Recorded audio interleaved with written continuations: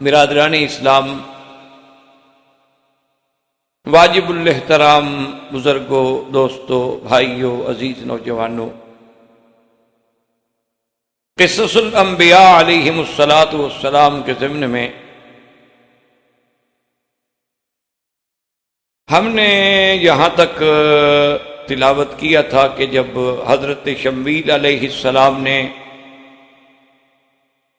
جالوت کے مقابلے کے لیے ارادہ فرمایا اور طالوت کو انہوں نے اپنا فوج کا سربراہ بنا کے جنگ کے لیے بھیجا، تو حضرت طالوت علیہ السلام کے لشکر میں حضرت داؤد علیہ السلام بھی شریک تھے، بلکہ حضرت داؤد علیہ السلام کے ساتھ ان کے 6 بھائی اور بھی شریک تھے اس جہاد میں، جو طالوت علیہ السلام کی قیادت میں وقت کے ظالم بادشاہ جالوت کے خلاف کیا گیا۔ اور جالوت چونکہ ایک زرہ پوش انسان تھا، لیکن حضرت داؤد علیہ السلام نے اسے غلیل میں رکھ کے ایسا پتھر مارا کہ اس کے خالی مقام پہ لگا اور اللہ کی قدرت ہے وہ گرا اور مر گیا، اس کی فوج شکست کھا گئی۔ اس سے حضرت داؤد علیہ السلام کو ایک بہت بڑی عزت ملی۔ اور اس کے بعد یہ بھی روایات میں موجود ہے کہ طالوت علیہ السلام نے پھر حضرت داؤد علیہ السلام کو اپنا داماد بنا۔ جب طالوت فوت ہوئے تو پھر قدرتی طور پہ حضرت کی ذہانت اور قابلیت اور آپ کی عبادت اور آپ کی عظمت کو دیکھ کر قوم جو تھی آپ کی بیعت میں متفق ہو گئی، اور اس کے بعد آپ بادشاہ۔ اللہ تبارک و تعالی نے حضرت داؤد علیہ السلام کو اس دور میں ایک بہت بڑی سلطنت عطا فرمائی، اور سلطنت کے ساتھ ساتھ اللہ تبارک و تعالی نے سیدنا داؤد علیہ السلام کو بہت بڑی نعمتوں سے نوازا۔ ایک تو اللہ نے حضرت داؤد علیہ السلام کو ایسی آواز عطا فرمائی تھی کہ جو کسی کو نہیں ملی، اور دوسرا اللہ تبارک و تعالی نے پہاڑوں کو اور پرندوں کو ان کو بھی مسخر کر دیا تھا سیدنا داؤد علیہ السلام کے ساتھ، کہ جب آپ صبح و شام زبور کی مناجات تلاوت فرماتے، اللہ کا ذکر کرتے، اللہ کی تسبیح کہتے، تو پہاڑ اور پرندے جو تھے وہ بھی آپ کے سروں پہ سایہ کر کے کھڑے ہو جاتے، اور پہاڑ بھی ساتھ تسبیح کہتے۔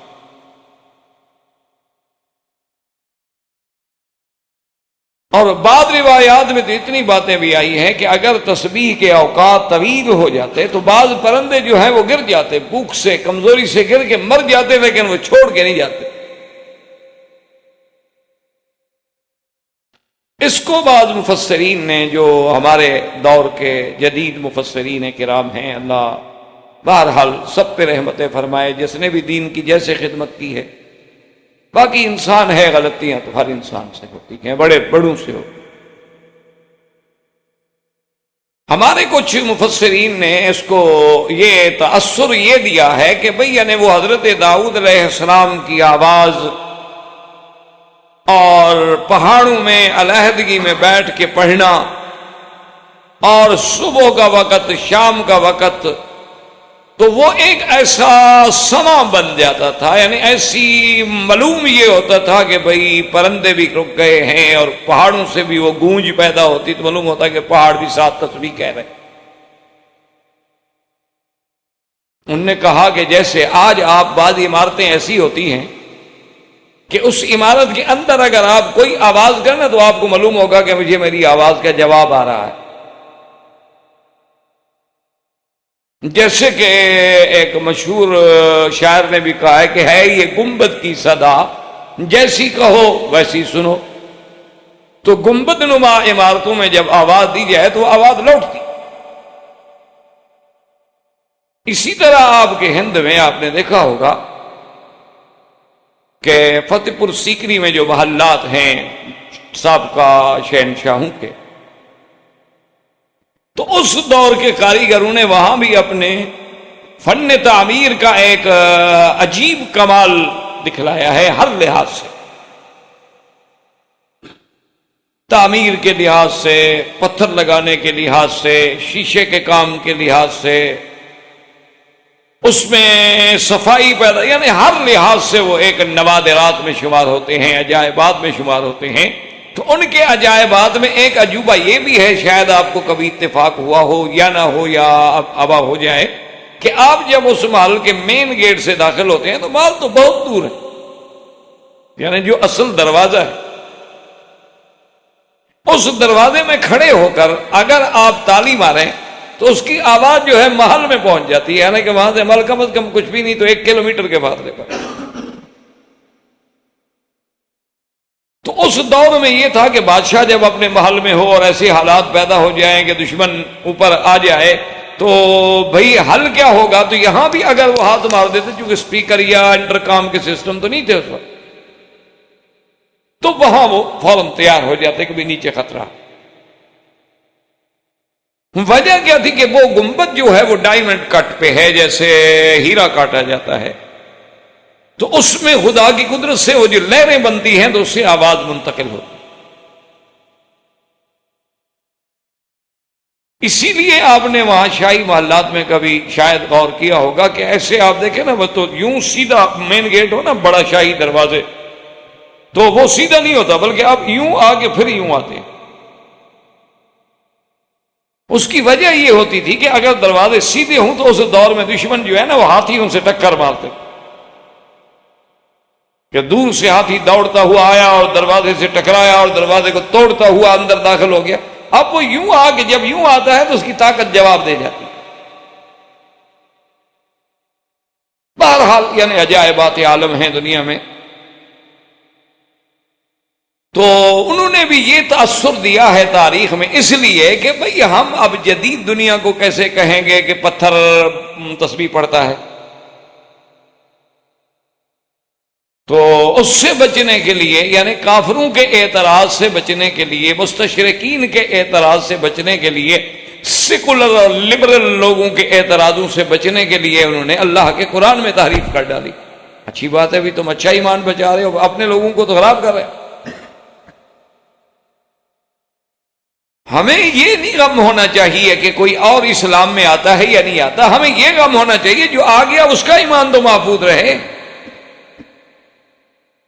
ورنہ یہی بات تو حضور صلی اللہ علیہ وسلم چاہتے تھے کہ کافر مسلمان ہو جائیں، اور حضرت عبداللہ ابن ام مکتوم سے آپ نے رخ پھیر لیا کہ بھی یہ تو مسلمان ہے، صحابی ہے، بعد میں مسئلہ پوچھ لے گا۔ اللہ ناراض ہو گئے کہ جو مسلمان ہے تم اس کی ذات بات کرو، کیونکہ اس کا ایمان یقینی ہے، ان کا تو موہوم ہے، ہوں یا نہ ہوں۔ تو موہوم کے پیچھے یقینی کو چھوڑ دیا جائے، یہ کہاں کی عقل مندی ہے؟ یہ اصل میں ہمارے جدید اسکالر جو ہے نا ان کی بنیادی غلطی ہے۔ وہ کہتے ہیں ہم ایسی بات کریں گے نا معتدل تو کافر ہمارے قریب آئے گا، یہودی ہمارے قریب آئے گا، نصرانی ہمارے، کوئی قریب نہیں آتا۔ وَلَن تَرْضَىٰ عَنْكَ الْيَهُودُ وَلَا النَّصَارَىٰ حَتَّىٰ تَتَّبِعَ مِلَّتَهُمْ۔ یہود اور نصارہ کبھی تم سے راضی نہیں ہو سکتے، ہاں تم دین چھوڑ کے یہودی بن جاؤ تو شاید ہو جائے۔ وہ راضی نہیں ہو سکتے ایسی باتوں سے کہ آپ نے یہ بڑا معتدل مضمون لکھا ہے اور ایسا نرم انداز میں لکھا ہے کہ دوسرے کو بھی وہ اپیل کرے۔ یہ بات نہیں ہے، قرآن قرآن ہے۔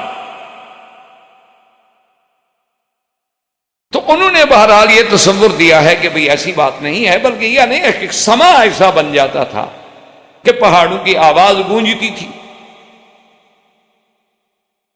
تو بہرحال یہ بات قرآن کے خلاف۔ قرآن جب ایک چیز بطور مدح کے بیان کر رہا ہے کہ ہم نے ایوب علیہ السلام کو ایک چیز عطا فرمائی، تو اگر یہ آواز گونج جائے تو کسی کی بھی گونج سکتی ہے، تو یہ پھر خاص نعمت کیا ہوئی؟ اگر ویسے کسی کی آواز سن کے یا کسی کی بنسری کی آواز سن کے اگر کوئی پرندہ رک جائے، یا جیسے مشہور ہیں جی بعض راگ ایسے ہوتے ہیں اگر وہ راگ گائے جائیں تو بارش آ جاتی ہے، اور بعض راگ ایسے ہوتے ہیں، راگنی ایسی ہوتی ہیں کہ وہ گائی جائے تو آگ لگ جاتی ہے۔ یہ دنیا میں جو موسیقی کا علم ہے اس میں بڑے راگ راگنیاں ہوتی ہیں، اور اس میں بھی بڑے بڑے ایسے راگ ہیں کہ جس سے وہ کہتے ہیں جی آپ اس راگ کو شروع کریں گے تو آگ لگ جائے گی۔ تو پھر یہ کوئی معجزہ تو نہ ہوا پیغمبر کا، نعوذ باللہ، یہ تو ایک عام بات ہوئی۔ اور یہ مشکل ہمیں کیوں پیش آئی کہ ہمارے لیے پتھر کا بولنا کوئی بڑی بات ہوگی؟ بھئی بات یہ نہیں، بات تو ہے اللہ نے بلوایا ہے، ہم تو نہیں بلوا رہے۔ انا سخرنا الجبال معه، اور پھر اگر ہم صرف ایک بات کا انکار کریں گے تو پھر تو نعوذ باللہ آپ کو پورے ذخیرہ علم کا انکار کرنا پڑے گا۔ صحیح بخاری شریف میں حدیث ہے، میرے آقا فرماتے ہیں انی لعارف حجرا بمکہ یسلم علی قبل ان بعثت، کہ مکے کی گلی میں ایک پتھر ہے جس کو میں اب بھی جانتا ہوں کہ میں جب گزرتا تھا نا نبوت ملنے سے بھی پہلے تو مجھ پہ سلام پڑھتا تھا۔ اسی لیے مکے کی اس گلی کا نام بھی زگاگ الحجر ہے، پتھر والی گلی۔ یہ چھتی ہوئی بازار ہے نا، اس طرف آپ جائیں تو زگاگ الحجر آپ کو ملے گی۔ اسی طرح حضور صلی اللہ علیہ وسلم کا یہ فرمانا کہ ھذا جبل یحبنا ونحبہ، کہ یہ جبل احد جو ہے ہم اس کو محبوب رکھتے ہیں اور یہ ہمیں محبوب رکھتا ہے۔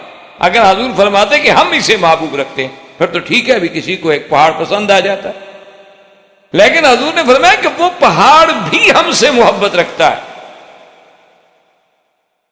تو اگر اس میں شعور نہ ہو تو محبت کا کیا معنی؟ اور پھر قرآن پاک کہتا ہے کہ موسیٰ علیہ السلام نے جب کپڑے رکھے پتھر پہ تو پتھر لے کے بھاگ گیا۔ پتھر کو کیسے پتہ لگا کہ یہ موسیٰ علیہ السلام کے کپڑے ہیں اور لے کے میں نے بھاگنا ہے؟ اسی طرح حجر اسود کو کیسے پتہ چلے گا کہ وہ قیامت میں شفاعت کرے گا جس لوگوں نے ان کو بوسہ دیا ہے؟ تو یہ تو پھر ہم سارا ذخیرہ حدیث قرآن کا نعوذ باللہ انکار کر دیں، محض یعنی کافروں کو اور جدید سیکولر لوگوں کو راضی کرنے کے لیے۔ اور قرآن خود کہتا ہے وَإِنَّ مِنْهَا لَمَا يَهْبِطُ مِنْ خَشْيَةِ اللَّهِ، بعض پتھر ایسے ہیں جو اللہ کے ڈر سے پھٹ جاتے ہیں۔ تو اس لیے یاد رکھیں کہ یہ معجزہ حقیقی تھا کہ جب سلیمان علیہ السلام آپ تسبیح کرتے تو پہاڑ بھی ساتھ مل کے تسبیح۔ اور اللہ کے آگے یہ کوئی بات نہیں ہوتی، معجزہ ہوتا نبی کے ہاتھ پہ ہے لیکن ہوتا تو اللہ کی قدرت سے۔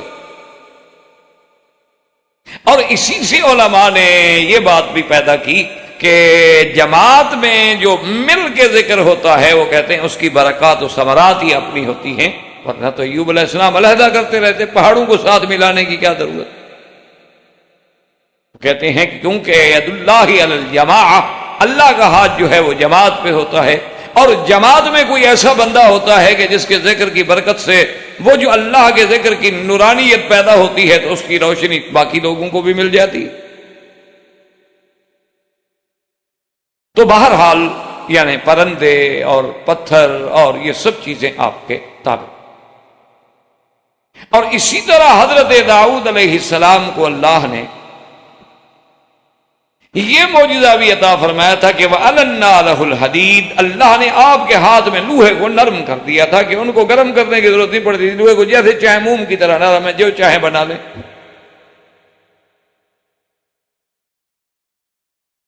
یعنی اللہ تبارک و تعالیٰ کی رحمت پہ آپ نظر ڈالیں تو غور کریں، سمجھ آئے گا کہ پہاڑ کتنی سخت چیز ہے وہ بھی تابع کرتی، اور لوہا کتنی سخت چیز ہے وہ بھی تابع کرتی۔ اس لیے بعض روایات میں ہے، روایات تو کتب متقدمہ کی ہیں، اللہ عالم ان کی صیت کا، کہ جب اللہ نے پہاڑ پیدا کیے زمین پہ تو فرشتوں نے کہا اللہ پہاڑ تو بڑی سخت چیز ہے، اس سے بھی کوئی سخت چیز آپ نے پیدا کی ہے؟ فرمایا ہاں اس سے بھی سخت چیز ہے، لوہا ہے، لوہے سے پہاڑ توڑ دو۔ تو جب لوہا انہوں نے دیکھا تو حیران ہو گئے، کبھی یہ تو اور کوئی سخت چیز ہے جو پہاڑ کو بھی توڑ دیتی۔ تو نے کہا اللہ میاں آپ نے لوہے سے بھی کوئی سخت چیز پیدا کی ہے؟ فرمایا ہاں بالکل، آگ، لوہے کو آگ میں ڈال دو پانی بنا دے۔ فرشتے اور حیران، نے کہا اللہ میاں پھر آگ سے بھی کوئی بڑی سخت چیز ہے؟ فرمایا ہاں پانی، پانی ڈال دو آگ بجھ جائے گی۔ نے کہا اللہ میاں آپ نے پانی سے بھی کوئی سخت چیز پیدا کی؟ فرمایا ہوا، ہوا چلا دو پانی خشک ہو جائے گا، اڑ جائے گا۔ جی انہوں نے کہا اللہ میاں پھر ہوا سے بھی کوئی بڑی چیز ہے؟ فرمایا انسان، اس کے تابع تو میں پھر ان ہواؤں کو بھی مسخر کر دوں گا، ان پہاڑوں کو بھی، ان آگ کو بھی، ان لوہے کو بھی، سب چیز اس کے ہاتھ میں کر دوں۔ انسان تو بڑی چیز، اشرف المخلوقات۔ تو اللہ نے یہ معجزہ بھی حضرت داؤد علیہ السلام کو عطا فرمایا تھا کہ لوہا بھی آپ کے ہاتھ میں نرم ہو گیا۔ حضرت داؤد علیہ السلام، اس کے ساتھ یاد رکھیں کہ بادشاہ ہونے کے باوجود روٹی مزدوری کر کے کھاتے تھے، زریں بناتے تھے، وہی لوہے کی زرہیں جو پہنی جاتی ہیں جنگوں میں، اس کو بیچ کے روٹی کھاتے۔ اور حضرت داؤد علیہ السلام نے اپنے اوقات کار کو کچھ ایسا تقسیم فرمایا تھا کہ جس کے بارے میں سرکار دو جہاں صلی اللہ علیہ وسلم نے فرمایا کہ احب الصیام الی اللہ صیام داؤد، اللہ کو بہت زیادہ پسند ہے روزہ داؤد علیہ السلام۔ صحابہ نے پوچھا حضور وہ کیسے؟ فرمایا یصوم یوما ویفطر یوما، ایک دن روزہ ایک دن افطار۔ اور اللہ کی شان دیکھیں کہ عیسیٰ علیہ السلام یصوم یوما ویفطر یومین، سلیمان علیہ السلام ایک دن روزہ رکھتے اور 2 دن افطار کرتے، ان کے روزے کا یہ الگ۔ اور ان کے بعد جو آئے ہیں حضرت سلیمان علیہ السلام کے بعد اللہ کے نبی حضرت عزیر آئے، حضرت زکریا آئے، تو ان کے بارے میں آتا ہے کہ وہ مہینے کے پہلے 3 دن، درمیانے 3 دن اور پھر آخری 3 دن روزے رکھتے۔ اور میرے آقا نے اپنی امت پہ رحمت کی اور شفقت کی اور فرمایا کہ جو بھی مہینے میں صرف 3 روزے رکھ لیا کرے، 13، 14، 15، اور رمضان کے روزے رکھ لیا کرے تو گویا یہی صائم الدہر ہے۔ یا اگر اتنا بھی نہیں کر سکتا تو رمضان اور 6 شوال کے روزے رکھ لے، تب بھی گویا کہ وہ صائم الدہر ہے، اس نے سارا سال روزے رکھے، کیونکہ ایک مہینے کے 30 دن اور 6 وہ ملا کے 36، اور 36 ضرب 10 360 ہو گئے، کیونکہ من جاء بالحسنۃ فلہ عشر امثالھا، 10 گنا نیکی تو ملنی ہی ملنی ہے نا، اس سے زیادہ اللہ جس کو چاہیں دے دے۔ تو حضرت داؤد علیہ السلام نے اسی طرح عبادات کے بھی اپنے ٹائم رکھے ہوئے تھے، اور اس میں پھر وہ کسی کی مداخلت کو برداشت نہیں کر سکتے۔ اس میں قرآن نے بھی ایک واقعے کا ذکر کیا ہے کہ آپ کے پاس 2 آدمی آئے، ان کا جھگڑا تھا، اور انہوں نے آ کے کہا کہ حضرت آپ ہمارا فیصلہ کر دیجئے۔ آپ نے فرمایا ہاں ٹھیک ہے، کیا ہے؟ تو اس نے کہا جی بات یہ ہے کہ یہ میرا بھائی ہے، اس کے پاس ہیں 99 دمبیاں، دمبیاں جو ہوتی، اور میرے پاس ہے 1 دمبی۔ اب یہ اللہ کا بندہ کہتا ہے وہ 1 بھی مجھے دے دو۔ بھائی اس کے پاس 99 موجود ہے اور میری 1 برداشت نہیں کرتا۔ تو حضرت داؤد علیہ السلام نے فرمایا کہ یہ تو بڑی زیادتی ہے، بڑا ظلم ہے کہ اس کے پاس جب 99 موجود ہے تو وہ اس پہ وہ کناعت نہیں کرتا، بلکہ تمہاری دمبی بھی حاصل کرنا چاہتے، بڑی ظلم والی بات۔ اور پھر اس کے بعد قرآن کہتا ہے کہ حضرت داؤد علیہ السلام کو بات سمجھ آئی کہ اچھا اس مسئلے کے ذریعے تو جب میرا امتحان کیا گیا ہے، تو آپ اللہ کے آگے سجدے میں گر گئے اور اللہ تبارک و تعالیٰ سے مغفرت طلب کی، اور اللہ تبارک و تعالیٰ نے ان کی مغفرت فرما دی۔ قرآن نے اس واقعے کو اتنا ذکر کیا۔ لیکن سابقہ کتابوں میں جو آج کل ملتی ہیں تلمود وغیرہ میں، اور اسی طرح جو بائبل وغیرہ موجود ہے، یا جو بڑے بڑے بعض انگریز مورخین نے لکھی ہیں، تو وہ عجیب واقعہ لکھتے ہیں۔ وہ کہتے ہیں نہیں، اصل بات یہ تھی کہ آپ کا ایک کمانڈر تھا، اوریا نام تھا اس کا، اور وہ اوریا جو ہے کسی جنگ میں گیا ہوا تھا۔ حضرت داؤد علیہ السلام جو ہے اتفاق سے اپنے محل کی چھت پہ چڑھے، تو ساتھ ہی اس اوریا کا گھر تھا، اور حضرت داؤد علیہ السلام کا محل چونکہ بہت بلند تھا اس کے گھر سے، تو اتفاق ایسا ہوا کہ وہ گھر کے صحن میں تالاب تھا، اور تالاب میں اوریا کی بیوی جو ہے وہ نہا رہی تھی، اور وہ اوریا کی اپنے گھر کے اندر نہا رہی تھی۔ اسے کوئی فکر تو تھا نہیں کہ مجھے کوئی دیکھے گا۔ تو حضرت داؤد علیہ السلام کی نظر پڑ گئی تو نعوذ باللہ آپ اس پہ عاشق ہو گئے، اور پھر آپ نے اس کی بیوی کو بلوا لیا۔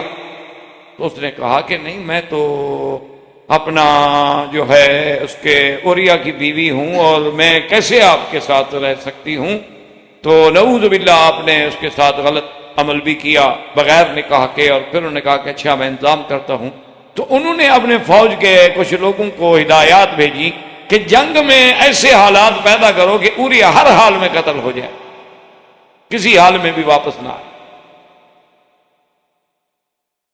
تو بہرحال اوریا کو قتل کرا دیا گیا، اور جب وہ قتل ہو گیا تو اس کی بیوی سے شادی کر. اس واقعے کے پیش نظر وہ کہتے ہیں کہ یہ قرآن پاک نے جو اشارہ کیا ہے دراصل یہ وہی ہے کہ آپ کے پاس تو پہلے بھی 100 عورت موجود تھی، یا 90 عورت یا 99 عورت موجود تھی، اور ایک اوریا کی بیوی خوبصورت تھی تو آپ نے اس کو بھی حاصل کرنے کی کوشش کی. تو اللہ نے تنبیہ کے لیے ایک 2 بندے بھیجے جو جھگڑا لے کے آئے تاکہ آپ کو تنبیہ ہو کہ آپ نے یہ کیا کیا. تو بہرحال سابقہ کتابیں جو ہیں وہ اس کو اس انداز میں پیش کرتی ہیں. حالانکہ یاد رکھیں اس کی وجہ یہ ہے کہ یہودی اور عیسائی جو ہیں وہ داؤد اور سلیمان علیہ السلام کو بادشاہ تو مانتے ہیں لیکن نبی نہیں مانتے. تو پھر بادشاہوں سے تو ایسی باتیں ہو جاتی ہیں، دنیا میں ہوتی رہتی ہیں. لیکن ہمارے ایمان میں اور قرآن و سنت کی روشنی میں تو داؤد علیہ السلام بھی نبی ہیں اور سلیمان علیہ السلام بھی نبی ہیں، اور نبی تو معصوم ہوتے ہیں. چہ جائے کہ نعوذ باللہ کسی کی بیوی کو دیکھیں اور پھر اس کو قتل کروا دیں اور پھر اس سے نکاح کر لیں، یہ عجیب بات ہوئی. تو یہ حکایت جو ہے دراصل یہ بالکل بے سند ہے اور روایات اسرائیلیہ سے ہے، اور وہ اتنا جیسے ہوتا ہے نا جی کہ اتنی کتابوں میں آئی ہے کہ ہمارے بعض علماء بھی اس کو اپنی کتابوں میں نقل کر بیٹھے ہیں. اصل بات یہ نہیں تھی، اللہ معاف کرے، اللہ کے نبی زنا سے پاک ہوتے، معصوم ہو. اللہ کے نبی ایسا ظلم نہیں کرتے کہ کسی آدمی کو ناجائز قتل کرواتے اور اس کی بیوی سے شادی کرتے، اور شادی سے پہلے بھی اپنے محل میں بلا کے نعوذ باللہ اس سے زنا کر. استغفر اللہ ثم استغفر اللہ. یہ تو بہرحال کوئی عیسائی اور یہودی بدبخت جرأت کرے بات کہنے کی، کیونکہ ان کا تو مذہب یہی ہے. آپ اخبار میں نہیں پڑھتے ہیں کہ راہب 11 سال لڑکی کے ساتھ بدفعلی کرتے ہوئے پکڑے گئے. اللہ معاف کرے. وہ تو عیسیٰ علیہ السلام کو بھی نہیں بخشتے. یہودی تو عیسیٰ علیہ السلام کو بھی بی بی مریم کا بیٹا نہیں مانتے. وہ کہتے ہیں وہ تو یوسف النجار کے بیٹے ہیں، اس سے ناجائز تعلق تھا اور اسی سے یہ پیدا ہوا، اور اس نے پھر بہانہ بنایا، ایک ڈرامہ بنایا کہ بغیر باپ کے پیدا ہوا ہے. تو ہمیں تو یہودی اور عیسائی کی نظر سے تو نہیں پڑھنا ہے، ہمیں تو ایک مومن کی نظر سے پڑھنا ہے. اور ہمارا ایمان ہے کہ اللہ کے نبی پاک ہو. اگر ان سے کوئی غلطی ہو تو وہ ترک اعلیٰ ہوتا ہے، ترک اولا ہوتا ہے، بھول ہو سکتی ہے، نسیان ہو سکتا ہے، سہو ہو سکتا ہے، لیکن یہ تو نہیں کہ کبیرہ گناہ کا ارتکاب کیا. اسی لیے آپ سارے قرآن کا مطالعہ کریں. ظالموں نے یہ تو کہا کہ شاعر ہیں، ساحر ہیں، کاہن ہیں، جادوگر ہیں، نعوذ باللہ جھوٹ بولتے ہیں، لیکن کسی نے کردار پہ انگلی نہیں رکھی کسی پیغمبر کے، کریکٹر پہ اعتراض نہیں کر سکا. تو اس لیے اصل بات یہ نہیں تھی، اصل بات یہ تھی کہ حضرت داؤد علیہ السلام کو اللہ نے تنبیہ کی کہ یہ جو کچھ تم کرتے ہو یہ بھی میری توفیق ہے. عبادت کرنے دوں، روزہ رکھنے دوں، بادشاہی کرنے دوں، ذکر کرنے دوں، اگر میں نہ کرنے دوں تو آپ نہیں کر سکتے. آپ لا کے اہتمام کر دیں کہ کوئی مجھے نہ چھیڑے. تو جب آپ کا وہ وقت ہوتا تھا تو اس وقت میں کوئی داخل نہیں ہو سکتا تھا، دروازے بند ہوتے تھے، پہرا لگا ہوتا تھا، لیکن فرشتے انسانوں کی شکل میں اندر آ گئے. تو دراصل یہ تنبیہ تھی، ایک ویسے قصہ بنا کے فرشتوں نے پیش کیا، ورنہ اس کا حضرت داؤد علیہ السلام سے کوئی تعلق نہیں. اب حضرت داؤد علیہ السلام کے ساتھ ہوا کہ ہاں میں نے واقعی غلطی کی. یہ تو سب کو جو بھی ہوتا ہے اللہ کی توفیق سے ہوتا ہے، انسان کے بس میں تو کچھ بھی نہیں. مجھے تو 2 آدمی آ کے ڈسٹرب کر دیا انہوں نے، حتیٰ کہ میں ڈر گیا کہ میرے گھر کیسے آ گئے بغیر اذن کے اور بغیر دروازے کے، بغیر دربان کے. تو وہ جو اللہ کے ذکر سے غفلت تھی اور اپنے ذہن میں انہوں نے خدمت خلق کو اور لوگوں کے حقوق کے فیصلوں کو اہمیت نہ دی بلکہ عبادت کو اہمیت دی، تو اس پہ تنبیہ ہو گئی کہ اصل عبادت یہ ہے کہ میرے بندوں کی خدمت کرو. یہ نفلی عبادت ایک نفلی عبادت ہے، لیکن میری مخلوق کی خدمت کرنا جو ہے وہ تو بہت بڑی بات. اس لیے یاد رکھیں، کیونکہ اگر خدا نہ کرے خدا نہ کرے خدا نہ کرے زنا جیسی بات ہو تو اس کے بعد فوراً قرآن یہ تو نہ کہے نا کہ یا داؤد انا جعلناک خلیفۃ فی الارض فاحکم بین الناس بالحق، کہ ہم نے آپ کو حاکم بنایا ہے، خلیفہ بنایا ہے، لوگوں کے درمیان میں فیصلے کریں۔ اصل مقصد یہ تھا کہ آپ نے جو اوقات عبادت کے لیے رکھ دیے اور اللہ کی مخلوق کا اس وقت آپ فیصلہ نہیں کرتے، ان کی فریاد نہیں سنتے، جس کا مطلب ہے کہ عبادت آپ کے نزدیک خدمت خلق سے مقدم ہو گئی۔ یہ غفلت تھی جس پر امتحان لیا۔ اور پھر جو غلطی ہوتی ہے پیغمبر کی، جیسے کہ اللہ نے خود فرمایا کہ آدم علیہ السلام سے بھول ہو گئی، لیکن آدم علیہ السلام سے کہتے ہیں ربنا ظلمنا انفسنا، ہم نے ظلم کیا۔ کیوں؟ جتنا شان بڑی ہو وہ چھوٹی غلطی کو بھی بڑا سکتا۔ تو بہرحال اس کے بعد سیدنا داؤد علیہ السلام کا مقام جو ہے، عظمت جو ہے، اللہ نے ان کو یعنی نبوت بھی دی اور شاہی بھی دی اور آپ کو معجزات بھی دیے، اور آپ کو سب سے بڑی عظیم نعمت ایک عظیم بیٹا دیا حضرت سلیمان نے۔ اور حضرت سلیمان علیہ السلام جو ہیں ماشاءاللہ، یعنی آپ دیکھیں کہ داؤد علیہ السلام کا بھی تقریباً 14 مقامات، 4 مقامات پر تو نام کے ساتھ ذکر کیا گیا ہے، اور حضرت سلیمان علیہ السلام کا تو قرآن میں 16 مقامات پر، بلکہ سورۃ النمل میں تو ایک پوری تفصیل کے ساتھ رکوع ہے۔ حضرت سلیمان علیہ السلام جو ہیں، اللہ نے ان کو بھی خصوصی فہم عطا فرمایا،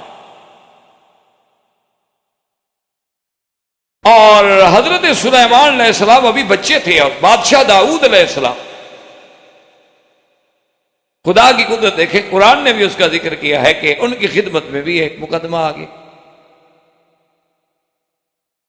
ایک مقدمہ یہ آیا کہ ایک آدمی نے آ کے درخواست دی حضرت داؤد علیہ السلام کی خدمت میں، اس نے کہا کہ حضرت میرا یہ باغ ہے انگوروں کا، اور یہ آدمی جو ہے شریف آدمی، یہ اپنی بکریوں کو اس نے غفلت کے ساتھ میرے باغ میں چھوڑ دیا، اور وہ سارا انگوروں کا باغ جو تھا انہوں نے تباہ و برباد کر، کچھ کھا گئی کچھ انہوں نے اجاڑ دی، اور میرا تو اس کے سوا کوئی گزر اوقات کا ذریعہ نہیں ہے، آپ مہربانی کریں فیصلہ فرمائیں۔ تو حضرت داؤد علیہ السلام نے مدعا علیہ سے پوچھا بھی واقعہ کیا ہے؟ اس نے کہا جی بات واقعی اس کا باغ ہے، لیکن میری بکریوں کا ریوڑ بہت بڑا ہے، جانور ہیں وہ بھاگ گئے اور میں نہیں سنبھال سکا، اور انہوں نے جا کے اس کو باغ کو نقصان پہنچایا ہے۔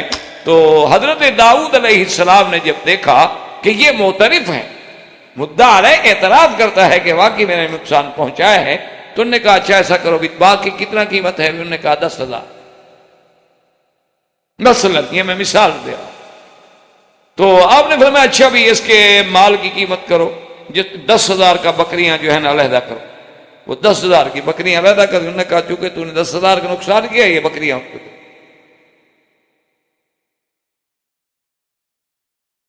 انہوں نے کہا جی ٹھیک۔ حضرت سلیمان علیہ السلام اس وقت بالکل بچے تھے، ویسے محبت میں ابا جان کی خدمت میں بیٹھے رہتے تھے، تو فوراً بول پڑے، کہنے لگے ابا جان فیصلہ تو آپ کا بالکل حق ہے کہ مدعی نے دعویٰ کیا، مدعا رہے نے اقرار کیا، اس کا جتنا نقصان ہے آپ دلوا رہے ہیں، اس میں تو کوئی ٹھیک، بالکل ٹھیک، لیکن اگر آپ مجھے اجازت دیں تو میں اس سے بھی اچھا فیصلہ کر سکتا ہوں۔ تو حضرت داؤد علیہ السلام نے کہا اچھی بات، بیٹا اگر کوئی اچھی بات کرے تو والدین کو تو خوشی ہوتی ہے نا۔ تو انہوں نے کہا اچھا تم فیصلہ کرو۔ اس نے کہا بھی بات سن، یہ 10,000 کی بکریاں جو ہے نا ٹھیک ہے، یہ تم لے جاؤ اور ان کا دودھ پیو، فائدہ اٹھاؤ، اور اس سے کہا دیکھو بات سنو، یہ جتنا باغ تم نے اجاڑا ہے نا دوبارہ لگاؤ انگور کی، پہلے دوبارہ کاشت کرو، جب یہ پھل تیار ہو جائے جیسے تیار تھا تو تم اپنی بکریاں لے جانا اور باغ اس کے حوالے کرنا، تو تاکہ نقصان بھی کسی کا نہ ہو، بکریاں پھر بکری والے کو مل جائیں گی، باغ پھر باغ والوں کو مل جائے گا، اتنے عرصے میں وہ بکریوں سے فائدہ اٹھائے گا، وہ محنت کرے گا، اس کو سزا بھی مل گئی۔ تو حضرت داؤد علیہ السلام بہت خوش، فرمایا کہ اچھا، اس لیے قرآن کہتے ہیں فَفَهَّمْنَاهَا سُلَيْمَانَ، ہم نے سلیمان کو خصوصی فہم کہ اللہ نے ان کو ایسا قوت فیصلہ عطا۔ اور اسی طرح ایک فیصلہ جو ہے وہ بھی صحیح روایات میں موجود ہے کہ دو عورتیں سفر میں تھیں اور اتفاق کی بات یہ تھی کہ دونوں کے ہاں ولادت انہی دنوں میں ہوئی تھی. جیسے آپ دیکھتے ہیں نا جی، ایک دن میں 3 4 5 10 ولادتیں اکٹھی ہو جاتی ہیں ہاسپٹل میں. تو دونوں عورتوں کی ولادت جب ہوئی تو دونوں کے بچے سمجھے ہم عمر تھے، مثلا 5 دن کا ہے تو وہ بھی 5 دن کا ہے، وہ 10 دن کا ہے تو وہ بھی 10 دن کا ہے. رات کو جنگل کے سفر میں ایک عورت کا بچہ جو تھا نا چھوٹا، وہ ساتھ سویا ہوا تھا، ایک بھیڑیا آیا اور بچے کو اٹھا کے لے. اب وہ ماں جو تھی نا جب اٹھی تو اس نے دیکھا وہاں جانور کے نشان بھی ہیں اور بیٹا بھی غائب ہے. وہ سمجھ گئی کہ جانور اٹھا کے لے گیا ہے، تو اس نے شور مچا دیا. اس نے کہا کہ میرا بیٹا ایسا عورت نے اٹھا لیا، کیونکہ اس کے بعد بھی تو بیٹا تھا بیچاری کے. اب یہ مدعی بن گئی. اس نے کہا وہ، انہوں نے کہا نہیں، یہ تو میرا بیٹا ہے. انہوں نے کہا نہیں، اس کا بیٹے کو تو بگیاڑ اٹھا کے لے گئے، تو میرا بیٹا ہے.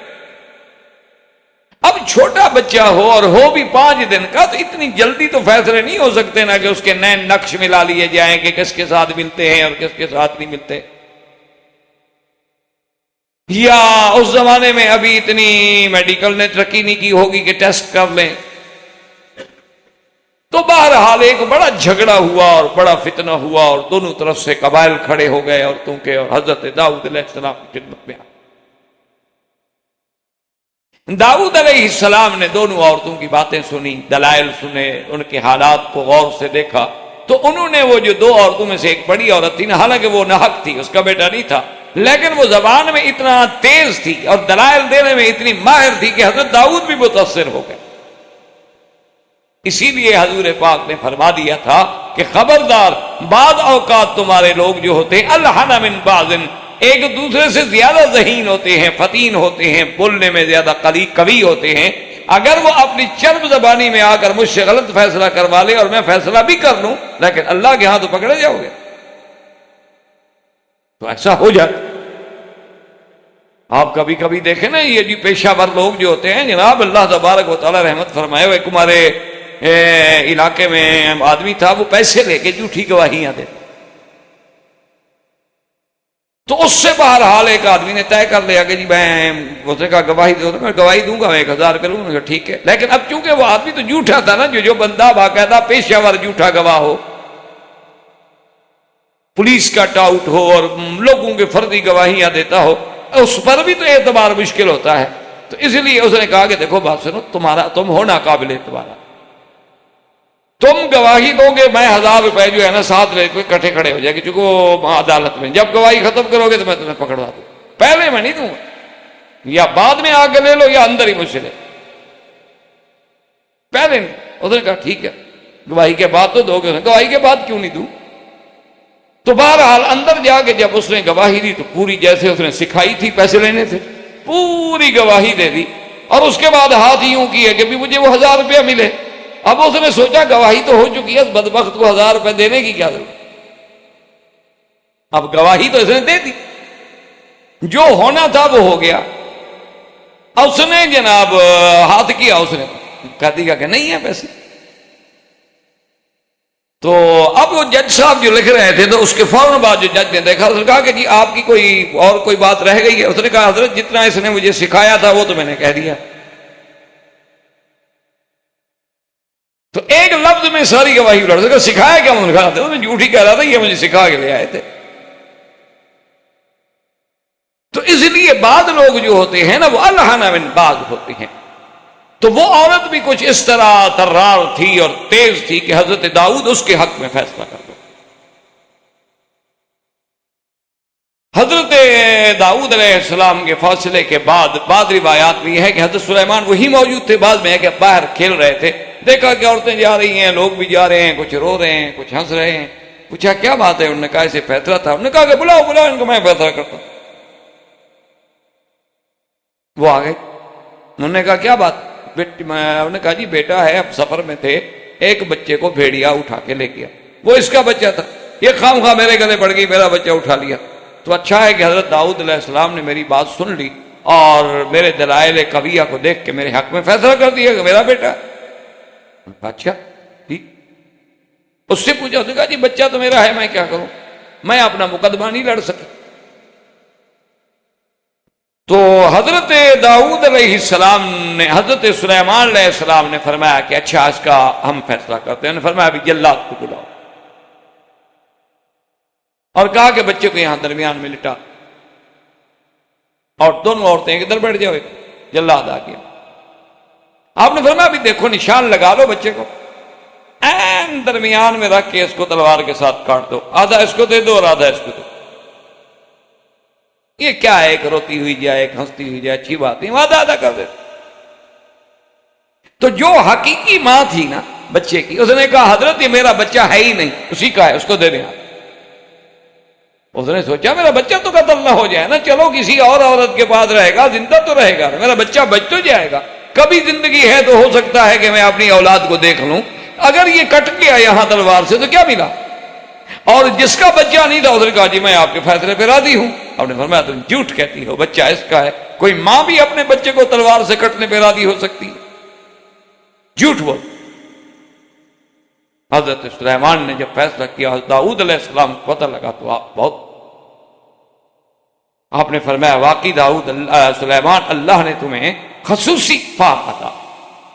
حضرت داؤد علیہ السلام کی وفات کے بعد حضرت سلیمان علیہ السلام کو اللہ تبارک و تعالی نے تخت سے بھی نوازا اور نعمتوں پہ بھی نوازا، جس کو اللہ نے قرآن میں بھی ذکر فرمایا وَلَقَدْ آتَيْنَا دَاوُودَ وَسُلَيْمَانَ عِلْمًا وَقَالَ الْحَمْدُ لِلَّهِ الَّذِي فَضَّلَنَا عَلَى كَثِيرٍ مِّنْ عِبَادِهِ الْمُؤْمِنِينَ وَوَرِثَ سُلَيْمَانُ دَاوُودَ وَقَالَ يَا أَيُّهَا النَّاسُ عُلِّمْنَا مَنطِقَ الطَّيْرِ وَأُوتِينَا مِن كُلِّ شَيْءٍ إِنَّ هَذَا لَهُوَ الْفَضْلُ الْمُبِينُ وَحُشِرَ لِسُلَيْمَانَ جُنُودُهُ مِنَ الْجِنِّ وَالْإِنسِ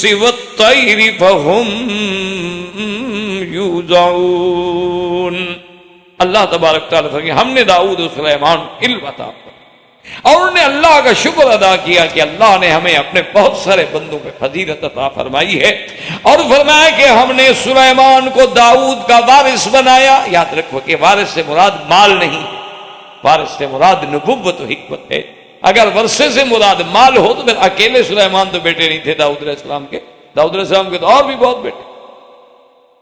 اسی لیے انبیاء کا مال جو ہے وہ ویراث نہیں ہوتا بلکہ وہ صدقہ۔ اور اللہ تبارک و تعالیٰ نے موسیٰ حضرت سلیمان فرماتے ہیں کہ یا ایھا الناس، لوگوں اللہ نے مجھے پرندوں کی بولیاں بھی سکھا دی ہیں۔ اللہ تبارک و تعالیٰ نے جنوں کو بھی آپ کے تابع کر دیا، پرندوں کو بھی تابع کر دیا، اور پھر ہر جانور کی بولی بھی سکھلا دی، یہ بھی اللہ نے علم عطا۔ اور اسی لیے حضرت سلیمان علیہ السلام کو اللہ نے جانوروں کی زبان بھی سمجھتے تھے، بولی بھی سمجھتے تھے، اور عادات بھی سمجھتے، اتنا اللہ نے آپ کو علم عطا فرمایا تھا۔ اسی لیے قرآن نے اس واقعے کو ذکر فرمایا ہے کہ آپ سلیمان علیہ السلام اپنے لشکر کے ساتھ گزر رہے تھے، جبکہ وہ وادی نمل پہ پہنچے تو ایک چیونٹی نے تقریر کی کہ یا ایھا النمل ادخلوا مساکنکم، کہ اے چیونٹیوں اپنے بلوں میں گھس جاؤ، لا یہدمنکم سلیمان وجنودہ، کہ سلیمان اور اس کا لشکر جو ہے تمہیں پیس نہ ڈالیں اور ان کو پتہ بھی نہیں ہوگا۔ فتبسم ضاحکا، تو حضرت سلیمان علیہ السلام جو تھے بہت مسکرائے، اور اس کے بعد انہوں نے اللہ سے دعا کی کہ میرا مولا رب اوزعنی ان اشکر نعمتک التی انعمت علی وعلی والدی، میرا اللہ مجھے شکر کی توفیق عطا فرمائے، یہ بھی تو تیرا کمال اور کرم ہے کہ میں ایک چیونٹی بولتی ہے تو بات سمجھ رہا۔ اور اللہ تبارک و تعالی نے آپ کے لیے جو ہے ہوا کو بھی مسخر کر دیا تھا، وسخرنا لہ الریح، اللہ نے ہوا کو مسخر کر دیا کہ آپ کے تخت کو لے کے چلتی تھی، اور جو 1 مہینے کا سفر تھا وہ آدھے دن میں طے ہو جاتا تھا۔ غدوھا شہر ورواھا شہر، یعنی جب آپ صبح کو اڑتے تو آدھے دن، دوپہر تک 1 مہینے کا سفر طے ہو گیا۔ اور پھر آرام کر کے آپ کیلوڑا فرماتے، پھر شام کو چلتے تو پھر 1 مہینے کا سفر ہوتا۔ یہ حضرت سلیمان علیہ السلام کے مقامات عالیہ کا، اور جنوں جیسی سخت ترین قوم جو ہے وہ بھی آپ کے تابع۔ اور جو تخت سلیمان علیہ السلام تھا، ان کی جہاں آپ کرسی پہ جب تشریف فرما ہوتے تو آپ کے پیروں کے نیچے جو تھے نا 2 شیر، اور آپ کے سر کے اوپر جو تھے وہ عقاب کھڑے رہتے تھے سایہ کر، کیونکہ ایسی سلطنت تو دنیا میں کسی کو ملی ہی نہیں جو حضرت سلیمان علیہ السلام کو۔ اور اتنے بڑے اعزاز و اکرام کے بعد پتہ ہے سلیمان علیہ السلام روٹی جو ہے ٹوکریاں بنا کے کھاتے، وہ ٹوکریاں بناتے تھے، وہ بیچ کے روٹی کھاتے۔ اتنی بڑی عظیم سلطنتوں کا مالک۔ اور یہ اسی زمانے میں واقعہ جو اللہ کے قرآن میں بھی بڑا عظیم واقعہ موجود ہے کہ ایک دن آپ نے پوچھا کہ مالی علی الہدہد، کیا وجہ ہے کہ ہدہد پرندہ نظر نہیں آ رہا؟ قال من الغائبین، کہاں غائب ہو؟ اچھا، خدا کی قدرت دیکھو کہ اللہ نے یہ علم ہدہد کو دیا تھا کہ وہ زمین میں چونچ مار کے اندازہ کر لیتا تھا کہ یہاں پانی ہے کہ نہیں ہے، اور ہے تو کتنا نیچے ہے۔ اور یہ علم اللہ نے سلیمان علیہ السلام کو نہیں دیا۔ تو جب کہیں لشکر پڑاؤ کرتا تو وہاں کنویں کھودنے پڑتے تھے پانی عارضی انتظام کرنے کے لیے، تو حکم دیا جاتا ہدہد کو کہ جاؤ بھی پورے علاقے میں پانی تلاش کرو، وہ جناب ادھر جا رہا ہے، ادھر جا رہا ہے، ادھر جا رہا ہے، ہاں جی یہاں۔ انہوں نے کہا ٹھیک ہے، کھود دیتے۔ اب لشکر اترا ہوا ہے، ہدہد ہے نہیں۔ آپ نے فرمایا اچھا ہدہد غائب ہو گیا، لَأُعَذِّبَنَّهُ عَذَابًا شَدِيدًا أَوْ لَأَذْبَحَنَّهُ، یا بالکل مضبوط ذبح کر، ہاں، أَوْ لَيَأْتِيَنِّي بِسُلْطَانٍ مُبِينٍ، یا کوئی کھلا ہوا اپنی معذوری کا عذر لے کے آئے۔ تو تھوڑی دیر گزری، جب ہدہد آیا تو حضرت اب جلال میں تھے، اس نے کہا حضرت ناراض نہ ہوں، انی احط بما لم تحط بہ، میں ایک ایسی خبر لایا ہوں جس کا آپ کو پتہ نہیں۔ میں تو ملک سبا سے آ رہا ہوں، اور ملک سبا میں تو حیران ہو گیا، میں نے دیکھا انی وجدت امراۃ تملکہم، ان کی تو بادشاہ عورت ہے۔ یہ سبا جو ہے اصل میں یاد رکھیں یہ قوم تھی ساحل بحر احمر پہ جنوب کی طرف، یمن کی طرف یہ قوم تھی، اور تجارت پیشہ۔ اور یہ علاقے جو ہیں اس وقت ان کی حکومت تھی، اور یہ صنعا جو ہے یمن جو ہے اس کے ایک مقابل پہ ہندوستان تھا اور دوسرے مقابل پہ حبش اور مصر تھا۔ یعنی اگر آپ اس کو نقشے کو دیکھیں تو ایک طرف آپ کو ہندوستان لگے گا اور دوسری طرف آپ کو حبش اور مصر لگے گا، اور یہی ہندوستان سے مال جو ہے یہاں پہنچتا تھا، اور پھر یہیں سے وہ امام مبین جو سڑک عظیم تھی وہ شام اور سارے یورپ کو سپلائی ہوتی تھی۔ اصل مال کا مرکز اصلی جو تھا وہ یہی سدے، یہی معارف تھا، اور یہی وہ مقام تھا، یہ مرکزی مقام تھا تجارت کا۔ اسی لیے قریش بھی 2 دفعہ سال میں، ایک دفعہ یمن جاتے تھے اور ایک دفعہ شام جاتے۔ بعد میں جب ایسے حالات پیدا ہوئے، خدا کی قدرت ہے، تو پھر انہوں نے آ کے مصر جو تھا وہ مرکزیت اختیار کر گیا سویز کی وجہ سے، اور یہ رہ گئے۔ ان کا پھر وہ مقام نہ رہا جو ابتدا میں، اور تو کوئی ذریعہ نہیں تھا ابتدا میں یورپ کے لیے اتصال کا۔ تو ان کی جو ملکہ تھی، ملکہ اس کا نام قرآن میں تو نہیں آتا، بس آتا امراۃ تملکہم، لیکن سابقہ کتابوں میں کوئی کہتے ہیں کہ اس کا نام بلقیس تھا۔ تو اس نے کہا کہ میں نے دیکھا ہے کہ ایک ملکہ ہے، اور یہ بھی میں نے دیکھا ہے سلیمان علیہ السلام کہ وہ سورج کے پجاری ہیں، اور اس کے پاس بہت بڑا تخت ہے، فوج ہے، حکومت ہے، سلطنت ہے۔ حضرت سلیمان علیہ السلام نے فرمایا کہ اچھا تم خط لے کے جاؤ، ہم دیکھتے ہیں تم سچ کہہ رہے ہو۔ اب ہدہد گئے، انہوں نے جا کے خط ڈالا، ملکہ نے خط پڑھا، اس نے اپنے کیبنٹ کو بلایا، اس نے کہا کہ سلیمان علیہ السلام خط آیا ہے، اور جس انداز میں یہ خط آیا ہے معلوم ہوتا ہے کہ وہ کوئی بہت بڑا طاقتور بادشاہ ہے کہ جس کی تعمیر کرنے کے لیے پرندے آ رہے ہیں۔ تو مشورہ دیں، انہوں نے کہا جی مشورہ کی بات تو یہ ہے کہ ہمارے پاس قوت ہے، طاقت ہے، فوج ہے، ہم لڑ سکتے ہیں، لیکن جو آپ چاہیں۔ انہوں نے کہا اچھا ایسا کرتے ہیں کہ ہم پہلے ہدیہ بیچتے ہیں سلیمان علیہ السلام، ہم دیکھتے ہیں کہ اگر وہ بادشاہ ہمارا ہدیہ قبول کر لیتا ہے تو اس کا مطلب ہے کہ پھر مذاکرات کے لیے کوئی بات ہو سکتی۔ انہوں نے ہدایہ جب بھیجی اور حضرت سلیمان علیہ السلام کے پاس آئے تو حضرت سلیمان علیہ السلام نے غصے سے فرمایا اچھا تمدوننی بمال، تم میری مال کے ساتھ اپنا قیمتی چیزیں لے کے مجھ پر روک ڈالنا چاہتے، تمہیں نہیں پتا کہ مجھے اللہ نے جو کچھ دیا ہے تم سے کہیں کروڑ درجے بہتر ہے، کیا مجھے دو گے تم؟ اور جاؤ اور آ کے اپنی ملکہ سے کہہ دو کہ خبردار، یا تو آ کے میری اطاعت کرو، اگر نہیں تو میں ایک ایسا لشکر لے کے آؤں گا کہ تیری طاقت ہی نہیں ہے کہ تم اس لشکر کا مقابلہ کرو۔ آخر ملکہ کو جب یہ خبر پہنچی گھبرا گئی، اس نے کہا جی میں آتی ہوں۔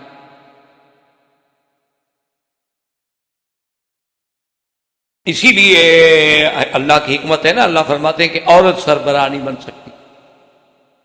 اور بعض لوگ ہم مولویوں پہ ناراض ہوتے ہیں، کہتے ہیں دیکھو جی قرآن میں تو ہے کہ عورت بادشاہ تھی، یہ نہیں پوچھتے کہ وہ کافر تھی یا مسلمان۔ تو اگر کوئی کافر عورت کام کرے تو اس کی اقتداء کرنا ہمارے اسلام میں جائز ہے۔ بات تو اللہ رسول کے حکم کی ہوتی ہے، اللہ تبارک و تعالیٰ تو اس کو 10 میٹر کی مسجد میں امام نہیں بناتا، آپ کہتے ہیں پورے ملک میں کوئی امام بنا رہے، تو بدقسمتی کی بات۔ اور حضور نے جب فرمایا بلقیس کا قصہ سنا تو آپ نے فوراً فرمایا نہیں یفلح قوما ولوا امرهم امراء، وہ قومیں کبھی فلاح نہیں پاتی جو اپنے امور کو عورتوں کے سپرد کر دے۔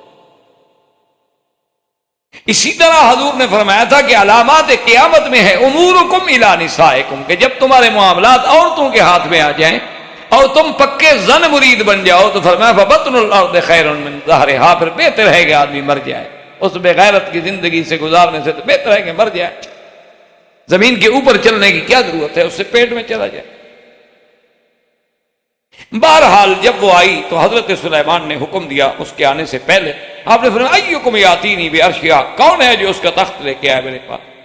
قال عفریت من الجن، ایک جن تھا، عفریت کہتے ہیں جو زیادہ شرارتی، زیادہ سخت، زیادہ قوی ہو۔ اس نے کہا جی میں لے آتا ہوں، لیکن اتنی دیر لگے گی جتنی دیر آپ مجلس میں بیٹھتے ہیں نا، 1-2 گھنٹے، انور بہن اس سے مجھے جلدی ہے۔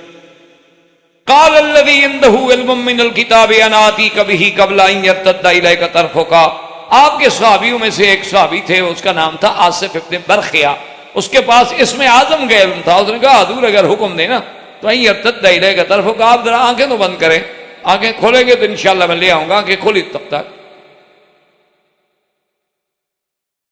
اور اسی طرح حضرت سلیمان علیہ السلام نے حکم دیا کہ بھائی ایسے انتظامات کیے جائیں کہ ایسا راستے میں، ایسے محل میں جب داخل ہو، کیونکہ حضرت سلیمان نے ایسی تعمیرات کی تھی جو تاریخ میں بیت الرب، بیت الملک اور بیت الملک، اور اسی طرح تدمر کی وہ عظیم الشان عمارتیں جن کو بعد میں رومیوں نے اپنے ہیکل بنا لیے، سب حضرت سلیمان کی بنی ہوئی۔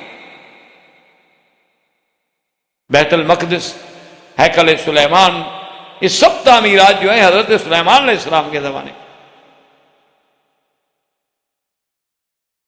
تو اب جناب حضرت سلیمان علیہ السلام نے ایک حکم یہ بھی دے دیا کہ ایسے انداز میں ایسا کریں کہ وہ شاہی محل کا جو راستہ ہے نا، نیچے ہاؤس بنا دیں، اوپر شیشے کی چھت ڈال دیں، نیچے پانی لبالب بھرا ہوا ہو۔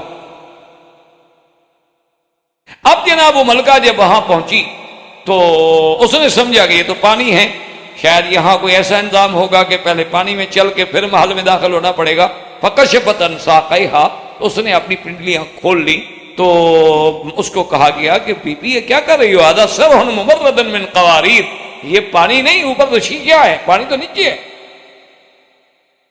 قالت رب انی ظلمت نفسی، اس نے توبہ کی اور اس کے بعد اسلام لے آئی۔ تو بہرحال بعض لوگوں نے اسرائیلی روایات میں اس قصے کو بھی بڑا بڑھا چڑھا کے پیش کیا ہے کہ بلقیس کی ماں جو تھی وہ جنیہ تھی، اور حضرت سلیمان علیہ السلام دراصل یہ دیکھنا چاہتے تھے کہ واقعی یہ جنیہ کی بیٹی ہے تو جنوں والے اثر اس کے بدن پہ پورے بال تو نہیں ہیں، اور یا بال ہیں، تو اس لیے انہوں نے یہ سارا سسٹم کیا تھا کہ کسی طرح وہ کپڑا اٹھائے گی تو ہم پنڈلیاں دیکھ لیں گے، اور سامنے بیٹھے ہوئے تھے، نعوذ باللہ۔ پھر اس دور کے کسی بادشاہ کا اور محمد شاہ رنگیلے کا پھر فرق تو کوئی نہ ہوا، نہ نبی میں نہ اس میں۔ انا للہ و انا الیہ راجعون۔ بھئی جس کے جن تابع ہیں، پرندے تابع ہیں، ایک عورت کی تحقیق کرنا اس کے لیے مشکل ہے۔ کسی جنیہ کو حکم دیتے کہ دیکھ کے آ جاؤ، بس ختم ہو گئی بات۔ جو لوگ اس کے لیے اتنا بڑا تخت یمن سے اٹھا کے شام میں لے آتے ہیں پلک جھپکنے میں، ایک عورت کے بارے میں تحقیق نہیں کر سکتے، اتنا بڑا جھوٹ اور نبیوں پر۔ اصل بات یہ تھی کہ حضرت سلیمان علیہ السلام اس کو توحید کا سبق دینا چاہتے تھے کہ دیکھو بی بی، تم نے سورج کو خدا سمجھ لیا ہے، جیسے یہاں تم نے شیشے کو پانی سمجھ لیا، تم نے یہاں بھی تو دھوکہ کھایا ہے نا، شیشہ مظہر ہے، پانی کو دکھا رہا ہے، پانی نہیں ہے، اسی طرح سورج مظہر خدا ہے، خدا نہیں ہے، تم دھوکے میں پڑ گئی، اس لیے فوراً کہا کہ انی ظلمت نفسی، میں نے گناہ کیا، اسلمت مع سلیمان، فوراً اسلام لے۔ تو یہ سارا انتظام اللہ کی توحید کے، یہ سارے انتظامات جو تھے اس لیے نہیں کہہ گئے تھے نعوذ باللہ کی کسی عورت کی تحقیق۔ اس کے بعد پھر آپ نے ملکہ بلقیس کی شادی جو تھی ملک ہمدان سے کر دی اور اس کو اس کی سلطنت پہ برقرار رکھا، لیکن بادشاہ اس کا قامت۔ اور حضرت سلیمان علیہ السلام اس کے بعد جب ان کو احساس ہوا کہ اب میری عمر زیادہ ہو رہی ہے اور لازمی بات ہے کہ موت تو آنی ہے، موت سے تو کسی کو مفر نہیں، تو ابھی جو ہے بیت المقدس کا بہت بڑا کام جو ہے وہ باقی ہے۔ تو حضرت سلیمان علیہ السلام نے ایسا انتظام کیا کہ ایک شیشے کا کمرہ، اور شیشے کے کمرے میں کھڑے ہو گئے اور جنوں کو بلایا سرداروں کو کہ دیکھو تم یہ کام جاری رکھو، میں ذرا عبادت کے لیے اندر جا رہا ہوں اور میں کچھ دن عبادت کروں۔ انہوں نے کہا جی ٹھیک۔ وہ اپنے اپنے کام میں لگ گئے، حضرت سلیمان علیہ السلام عبادت کے لیے مشغول ہو گئے، اور اسی عبادت میں آپ ایک لکڑی کو سہارا بنا کے کھڑے ہو گئے، اور اللہ تبارک و تعالی نے حکم دیا فرشتے کو کہ اسی طرح کھڑے کھڑے میرے سلیمان کا روح قبض کر۔ روح قبض ہو گیا، لیکن سلیمان کھڑے۔ وہ جن جو تھے جو کام کرنے والے، تو بڑی مشقت کے کام تھے نا، بڑے بڑے پہاڑوں کو توڑنا اور محل بنانے، اور وہ آگے دیکھتے بھی سلیمان کہتے ہو جی نماز پڑھے ابھی آئیں گے تو پھر ماریں گے، کام کرو بھی شابت۔ وہ جناب کام میں لگے رہے، اور اتفاق ایسا ہوا کہ جب عمارتیں مکمل ہو گئیں اور اللہ نے بھی اپنا فیصلہ دکھلانا تھا کہ ابھی کوئی جنوں کو علم غیب نہیں ہوتا۔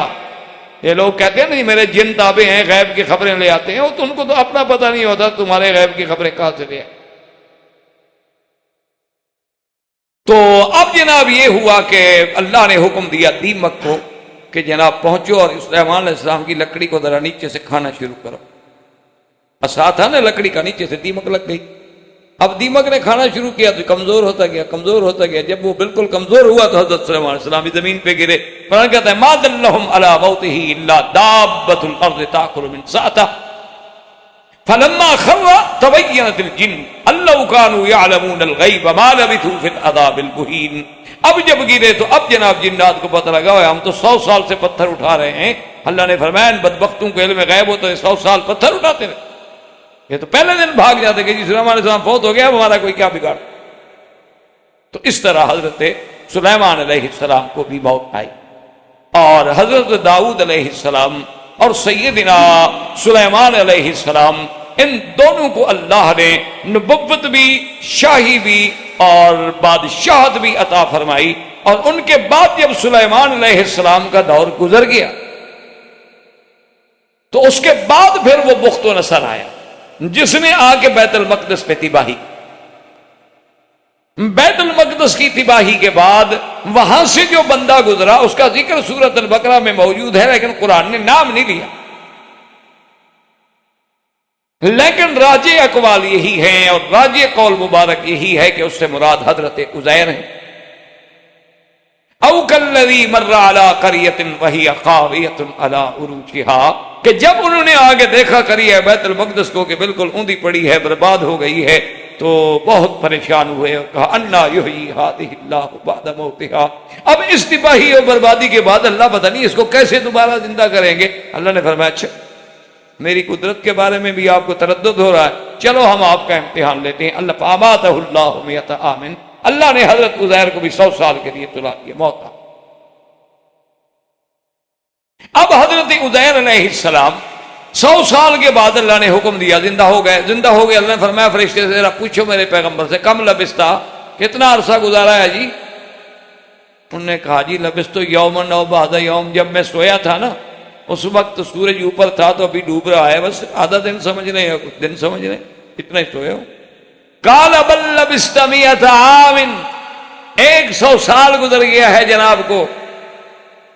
فانظر الی طعامک وشرابک لم یتسنہ، دیکھو اپنا پانی، معقولات، مشروبات، ان کو بھی ہم نے خراب نہیں ہونے دیا۔ منظر الہی مارے کا، اور اپنے گدھا کو بھی دیکھو، دیکھو ہم اس کو کیسے زندہ کرتے ہیں۔ تم کہتے تھے نا انا یحیی ہذہ اللہ بعد موتہا، تو اب جناب ہوا چلی، ہڈیاں کٹھی ہو گئی، ان کے بعد ہڈیوں پہ گوشت چڑھنا شروع ہو گیا، 2 منٹ کے بعد گدھا کھڑا ہے، آوازیں لگا رہا ہے۔ تو حضرت نے کہا واقعی میرا اللہ آپ تو ہر چیز پہ قادر ہے، میرا ایمان ہے۔ اب جب آئے بیت المقدس میں تو کیا دیکھتے ہیں کہ جناب وہ تو آپ کی اولاد جو تھی، آپ کا بیٹا جو تھا، اس کی عمر 118 سال ہو گئی، کیونکہ آپ 100 سال تو فوت ہو گئے تھے، 18 سال کا تھا جب گھر سے نکلے تھے۔ تو ان کو آگے کہا کہ میں عزیر ہوں۔ انہوں نے کہا جی بات کہتے عزیر ہو بھائی، ایک 100 سال کے بعد جو ملے باپ تو کون پہچانے؟